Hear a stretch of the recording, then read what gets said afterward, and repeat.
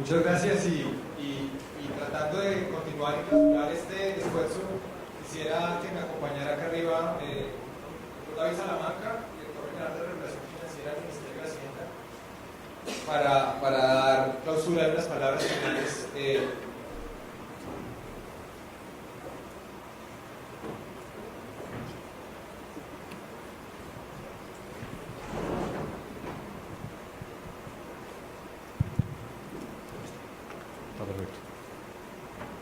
Vale, bueno, no. Felipe, primero que todo agradecerle a usted, a la bolsa, a su bolsa y a la Cámara de Riesgo Central la invitación que nos hicieron para clausurar este evento. Nosotros consideramos de la mayor importancia contar con espacios de discusión y de sensibilización sobre temas como los derivados, tremendamente importantes, no solo para identificar los retos y recoger las inquietudes, sino también para poder un poco compartir con ustedes lo que es la posición del gobierno frente a temas muy relevantes y que fueron, digamos, expuestos de manera tremendamente clara en los dos paneles anteriores. Entonces, un poco, digamos, un momento importante de recoger inquietudes, pero también yo creo que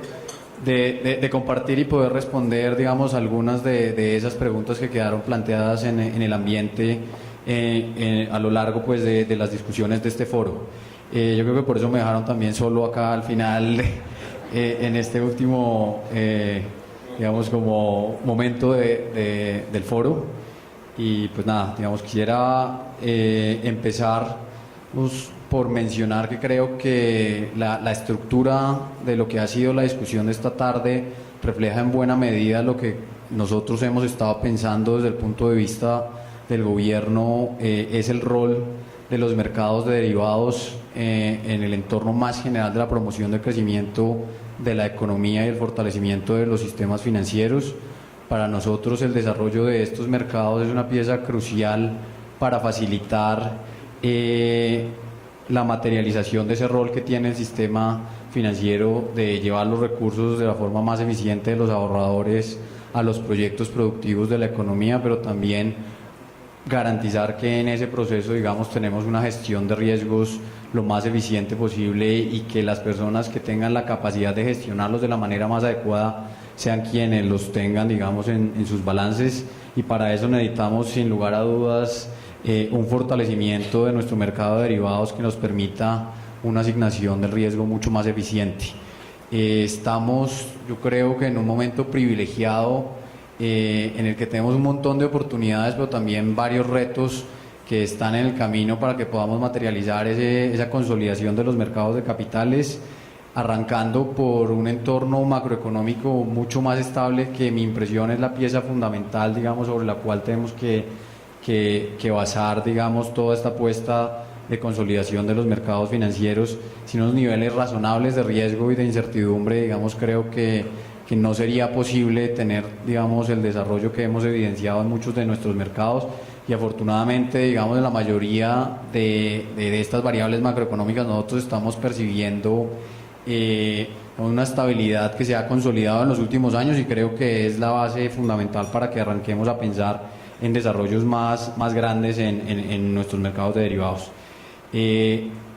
Habiendo reconocido eso y entendiendo que en los últimos 10 años hemos visto crecer los mercados de derivados de forma importante, arrancando con el OTC, pero también a partir de 2008 con todo el tema de los mercados estandarizados. Yo creo que tenemos un espacio gigantesco por recorrer. Digamos, la comparación es odiosa, pero escuchando hasta a principios de la tarde, digamos, el caso de Brasil, es totalmente evidente que estamos en pañales y tenemos 1.500 cosas, muchas cosas pues para avanzar, y el tamaño de nuestros mercados aún, digamos, es muy pequeño frente a lo que es su potencialidad. En ese sentido, yo creo que, digamos, para nosotros los mercados de derivados representan oportunidades y potencialidades en múltiples áreas, pero hay dos apuestas fundamentales. Una tiene que ver con una mejor transferencia de riesgos, como lo mencionaba al principio, pero otra tiene que ver con un componente más estructural de los otros mercados financieros, y es una mejor formación de precios. Yo creo que Sebastián lo mencionaba de una forma tremendamente clara, y es que es un mecanismo súper eficiente para transmitirle, digamos, liquidez y profundidad a los otros mercados, y yo creo que esa apuesta es fundamental para que nosotros podamos observar un mayor desarrollo no solo de este mercado, sino de los demás mercados de capitales en el país, que en última redunde con unas mayores posibilidades de acceso a mejor financiación para las firmas y para los hogares, que es como nuestra apuesta un poco más de fondo como reguladores, pues, de mercados financieros. En ese sentido, vamos, también quisiera pasar muy rápidamente por lo que nosotros consideramos son como los tres campos de acción más importantes en términos de lo que tenemos que hacer, lo que percibimos tenemos que hacer para que estos mercados se desarrollen de forma más acelerada, y un poco en medio de esa discusión plantear lo que son nuestras propuestas regulatorias para promover ese desarrollo, y hacer una invitación también, porque como lo decía Ricardo esta mañana, yo creo que esta es una apuesta en la que los mercados no se desarrollan a punta de regulación. Nosotros no decretamos que existan los mercados de derivados, sino necesitamos que el mercado mismo se comprometa en buscar las alternativas, en ofrecer los productos, en generar la información necesaria para que los clientes naturales de los productos que allí se transan empiecen a entrar y se sientan atraídos para ingresar en esos mercados. Primer reto, quizás el más importante, digamos, de cara a algunos segmentos del mercado, tiene que ver con el entendimiento y la transparencia de cara a los clientes de estos productos. Digamos, esto está muy en línea con lo que fue quizás el segundo panel, pero sí es nuestra percepción que la falta de entendimiento y la falta de conocimiento sobre este mercado es una de las barreras más importantes para el desarrollo del mismo. Y como mencionaba también quizás en el primer panel Ana, creo que hay un riesgo latente allí, y es el mal entendimiento de los riesgos y de las características de los productos. Sí, un mal desempeño en la primera entrada de una empresa como Quala en un derivado al principio de la historia de su interacción con este tipo de productos redundó en una resistencia importante a entrar en ese mercado por no sé cuántos años, y lo mismo le puede terminar pasando a los clientes, digamos, de nuevos segmentos. Y yo quisiera enfatizar acá también nuestra preocupación sobre algo que yo creo que tiene un potencial gigantesco, como lo mencionaban en el último panel, lo que también tiene riesgos implícitos muy importantes, y es el mercado del retail. En la medida en la que logremos transmitir de forma clara los riesgos y las oportunidades de los productos que hay en la participación directa de inversionistas pequeños en esos mercados, digamos, nos vamos a cubrir frente a potenciales escenarios en los cuales, a la vuelta de unos movimientos, unas volatilidades muy grandes en los mercados, los clientes no hayan entendido muy bien en qué se estaban metiendo. Y en esta labor, digamos, de educación financiera de este nivel de los clientes, digamos, allí vemos nosotros un potencial importantísimo para poder avanzar en el desarrollo de estos mercados. Allí también juega un rol muy importante la tarea de asesoría y de perfilamiento por parte de las distintas entidades que participan en el mercado, y en esta área creo que vamos a estar empezando a discutir con la industria, digamos, en lo que resta del año, un proyecto de decreto en donde se plasmen de forma clara las responsabilidades y digamos todos los temas relacionados con el deber de asesoría de los intermediarios frente a sus clientes, de forma tal que garanticemos, uno, que haya una entrega de información y una transparencia clara frente a los productos, pero también un entendimiento por parte del cliente de las responsabilidades que él tiene. Nosotros no creemos tampoco en un paternalismo excesivo en donde tengamos que garantizar, digamos, que el cliente no asume ningún riesgo, porque de eso no se tratan los mercados financieros y mucho menos este tipo de productos, pero sí un entendimiento y una transparencia clara sobre los roles que hay, digamos, en esta interacción entre los intermediarios y los clientes. Entonces, ese es quizás, digamos, la apuesta grande que tenemos en ese primer pilar de entendimiento y transparencia. El segundo componente, y eso también fue mencionado en varias ocasiones en las presentaciones a lo largo de la tarde, yo creo que es fundamental garantizar la entrada de nuevos jugadores y la profundización, digamos, de estos mercados mediante un incremento progresivo de la liquidez. Esta es nuestra apuesta no solo para el mercado de derivados, sino para los demás mercados de capitales, y creo que, digamos, desde el Ministerio de Hacienda hemos estado comprometidos en generar un marco normativo que sea atractivo para distintos tipos de jugadores, y yo ahí quisiera hacer referencia a un jugador que fue fundamental en el desarrollo de los mercados de derivados de otros países latinoamericanos como Brasil y México, son los jugadores internacionales. O sea, yo creo que la entrada de otros jugadores con otras perspectivas distintas a las de los agentes locales nos permite una mejor formación de precios, nos permite una dinámica mucho más saludable en los mercados financieros, y por eso generar, digamos, un entorno normativo claro para esos jugadores ha sido una de las apuestas más importantes del gobierno Santos 1 y de lo que viene, porque también tenemos un par de iniciativas en ese sentido. Quisiera resaltar allí quizás dos puntos iniciales. El avance que se dio con la reforma tributaria en términos de clarificar no solo la reducción de la tarifa aplicable a estos inversionistas, sino también la simplificación del tratamiento de los mismos en la reforma de ley, pero también en los decretos posteriores sobre instrumentos específicos como los títulos de renta fija. Creo que aclararon un poco el mundo y hicieron mucho más fácil para los extranjeros entender a qué estaban entrando cuando venían a los mercados de capitales colombianos, pero creo que ahí nos queda un capítulo importante por avanzar, es el tema cambiario, y es un tema en el que estamos trabajando conjuntamente con el Banco de la República. Hay una cantidad de normas que yo creo que lo único que generan son una cantidad de ruidos y temores para intermediarios y para clientes mismos, y es por eso que creemos que la simplificación de ese régimen es fundamental. Allí creo que hay como dos capítulos, uno más a cargo del gobierno, el otro más de trabajo conjunto con el Banco de la República, pero de nuestra parte la definición clara de lo que es una infracción cambiaria creo que va a generar una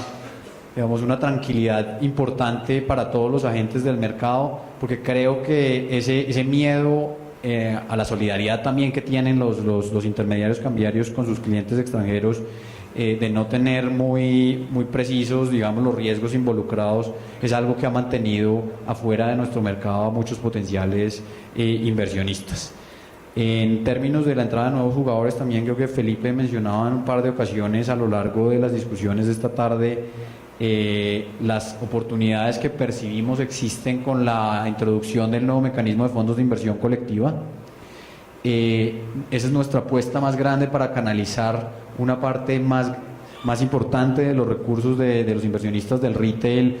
y generar como la participación de otros agentes institucionales grandes más allá de los tradicionales fondos de pensiones y de las aseguradoras, porque quizás creemos que nos falta diversidad en el lado de los inversionistas en los mercados de capitales. Entonces, en la medida en la que podamos generar la entrada de nuevos agentes, de nuevos jugadores como esos fondos de inversión colectiva, yo creo que también vamos a permitir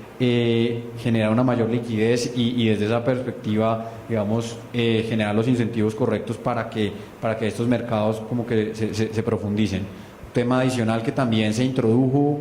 el año pasado, pero que aún no ha entrado a regir, que estamos en el proceso de reglamentación de la superintendencia y de implementación por parte de los actores del mercado mismo, es la entrada en vigencia de la figura de custodia. Esa figura de custodia es relevante, yo creo que para los inversionistas extranjeros, porque ellos están acostumbrados a tener este tercero que salvaguarda sus inversiones,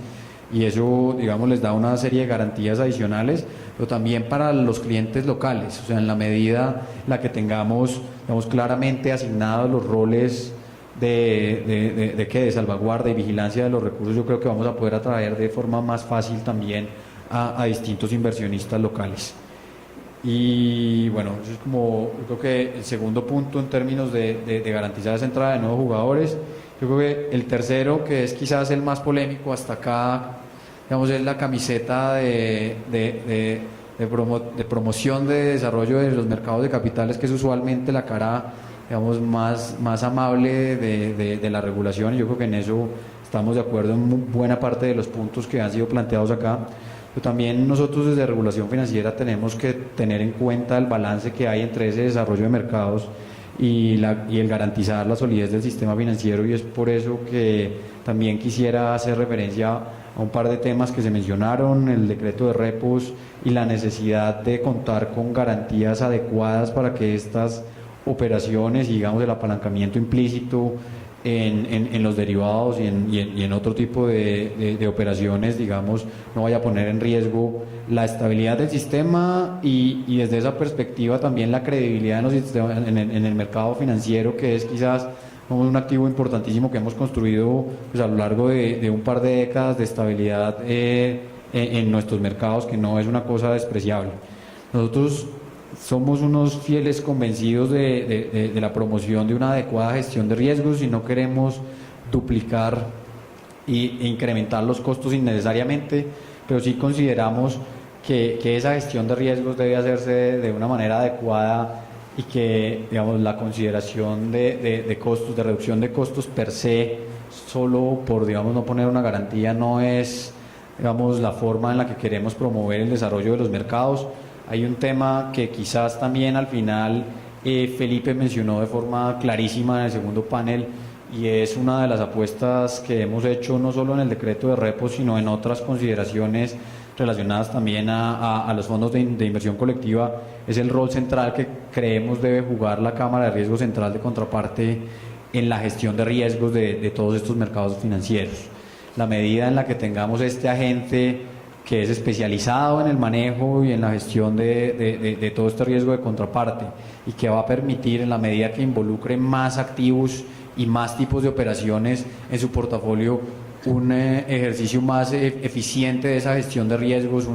una optimización pues, de los montos de garantías. Creemos que estamos avanzando en la dirección que muchos reguladores internacionalmente también lo han hecho con posterioridad a la crisis. Yo creo que la crisis también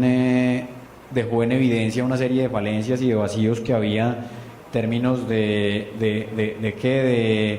los niveles de capital que respaldaban ciertos riesgos en los mercados, y es por esto que creemos que los incentivos que se generaron en términos de reducir o de darle un tratamiento específico a las operaciones que van por Cámara de Riesgo Central son una forma clara, digamos desde el punto de vista de la regulación, de dar esa señal de que creemos que ese es un lugar donde está optimizado y bien gestionado el riesgo. En todo caso, quisiera también mencionar otro trade-off que usualmente, digamos, encontramos nosotros cuando estamos diseñando la regulación, y es este tema, tener flexibilidad también a la hora de introducir los distintos regímenes, digamos, prudenciales aplicables, y allí hay una invitación también a que aprovechemos la flexibilidad que está incorporada en el marco normativo actual. Los regímenes de garantías en la mayor parte de los casos que fueron mencionados hoy no están en los decretos, precisamente porque no queremos hacer, digamos, fijar los números específicamente hoy y que a la vuelta de 1 o 2 o 3 meses o 6 meses esos números se queden obsoletos. Entonces, buena parte de esa regulación está a un nivel inferior que puede reconocer las diferencias implícitas entre los riesgos, entre las operaciones que hace un intermediario vigilado y un tercero. Entonces eso no está definido desde el decreto precisamente por esa razón. O sea, si yo observo y tengo una serie de colchones de seguridad adicionales en el caso de un intermediario vigilado, como es la norma de liquidez que fue expedida por la superintendencia recientemente, los riesgos exigibles a ese tipo de operaciones es posible que sean reconocidos de forma distinta en el régimen de garantías, por ejemplo, por el sistema de negociación específico. Entonces es un ejercicio que tenemos que hacer conjuntamente. Digamos, hay flexibilidad importante, digamos, que está reconocida en el esquema mismo, pero sí queremos reconocer que esas son operaciones que tienen algún riesgo, no es cero riesgo. Lo mismo en los términos de los plazos.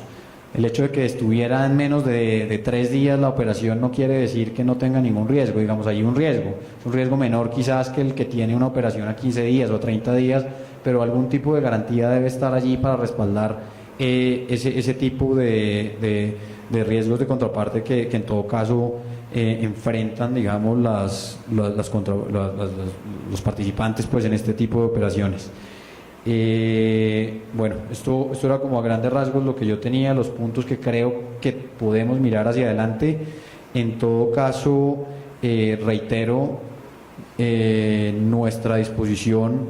a recoger las inquietudes, por eso venir a este tipo de eventos para nosotros es súper importante, sentarnos con ustedes y entender cuáles son las preocupaciones, porque es probable que a veces nosotros desde nuestra silla de regulación no estemos entendiendo la totalidad del problema y pues este tipo de escenarios son perfectos para poder nutrir de una mejor forma la discusión. Yo no sé, Felipe, si usted quiera que, pues digamos, discutamos un poquito más.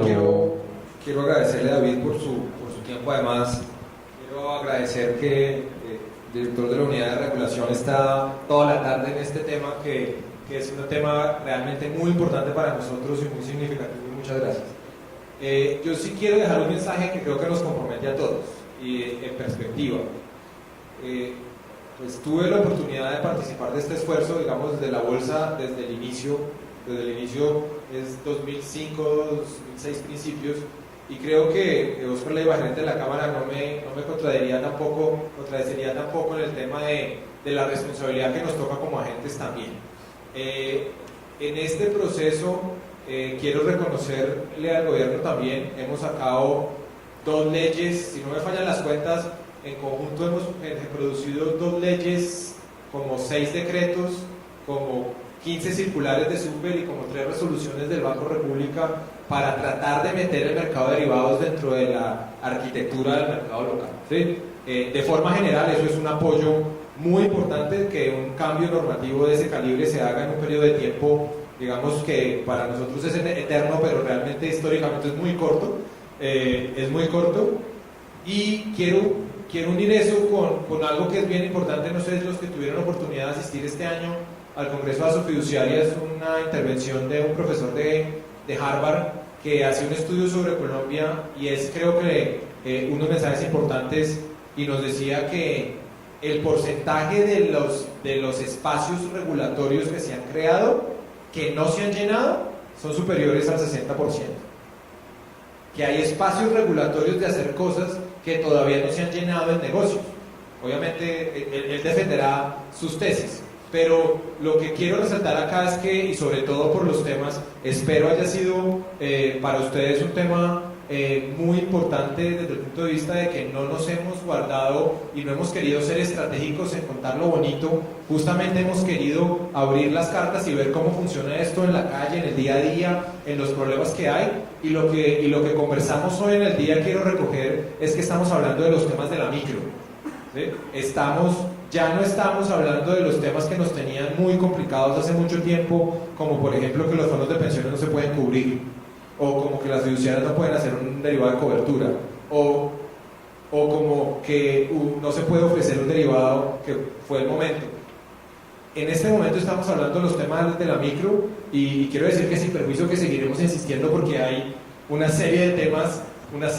importantes en eficiencia de garantías, en régimen de acceso, en condiciones de mercado equivalentes, en transparencia y formación de precios, y en los incentivos que tiene la formación de precios, que tal vez es la bandera más grande que cargamos, de qué incentivos hay detrás de formar precios de manera transparente. Seguiremos en eso, pero el mensaje que quiero usar para despedir y para clausurar este foro es que todavía estamos entrando a un tema de NIF, entonces hay muchos temas donde podemos trabajar. El tema de que las coberturas ya se van a poder contabilizar independiente de que tengan liquidación diaria o no, de que los fondos de pensiones tienen 2% para hacer oposiciones largas direccionales que no se usan, que los fondos de inversión colectivas pueden tener apalancamiento, que las compañías y las reservas técnicas de los seguros pueden tener apalancamiento, que cualquier persona puede reflejar contablemente sus posiciones en derivados y lo puede hacer, que el extranjero ya puede entrar a Colombia, todavía no con los impuestos que quisiéramos, pero ya llegaremos allá. Pero de alguna manera creo que sí hay un tema que quiero evocar las palabras de Juan Camilo del inicio y del último video, de que nos cabe a nosotros, los que estamos en esta sala y a los que trabajamos en esta industria,